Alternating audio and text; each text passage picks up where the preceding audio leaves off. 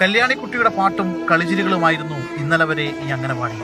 വൈകിട്ട് അമ്മയ്ക്കൊപ്പം തിരികെ മടങ്ങുമ്പോൾ കൂട്ടുകാരെ വീണ്ടും കാണാമെന്ന പ്രതീക്ഷയായിരുന്നു ആ കുരുന്നിന്. എന്നാൽ ആ കുഞ്ഞു കല്യാണിയുടെ മനസ്സ് കാണാൻ അമ്മ സന്ധ്യക്കായില്ല. കല്യാണിയെയും മുക്കത്ത് വെച്ച് സന്ധ്യ പോയപ്പോൾ ആ കുരുന്നൊട്ടും കരുതിയിട്ടുണ്ടാവില്ല അമ്മയുടെ കൈകൊണ്ട് ഒടുങ്ങേണ്ടി വരുമെന്ന്.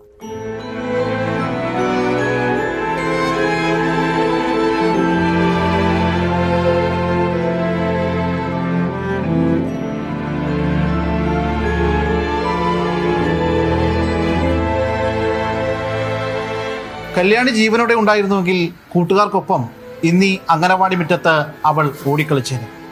തിരുവാണിയൂരിലെ വെണ്ണിത്തിരിപ്പിലെ ഈ അംഗനവാടി ഇന്ന് മൂകമാണ്. കല്യാണിയുടെ ഓർമ്മകളാണ് ഇവിടെ ഇപ്പോൾ അവശേഷിക്കുന്നത്. കല്യാണിയുടെ പാഠപുസ്തകത്തിൽ ക്രയോൺസുകൾ കൊണ്ട് ചിത്രങ്ങൾക്ക് നിറം പകർന്നിട്ടുണ്ട്.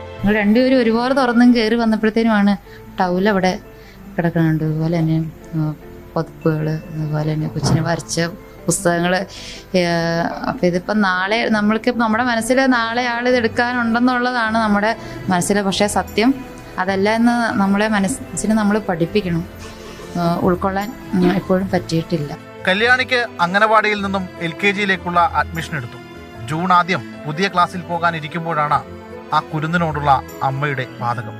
സന്തോഷത്തോടു കൂടിയുള്ള നിമിഷങ്ങൾ തന്നെയായിരുന്നു. അധികം വാരി കഴിക്കാതെ പിന്നെ കൈ നിറച്ച് വാരി കഴിച്ച് ചോറ് മുഴുവനും കഴിക്കും. അതായത് ഒരു വർക്കർ എന്ന നിലയ്ക്ക് ആ കുഞ്ഞ ചോറ് മുഴുവൻ കഴിച്ച് കഴിയുമ്പോൾ ആണ് നമുക്കതൊരു തൃപ്തി. കല്യാണി ഒരു ഓർമ്മ മാത്രമായെന്ന് നമുക്ക് എന്തായാലും നമുക്കതിനെ അംഗീകരിക്കാതിരിക്കാൻ പറ്റില്ല.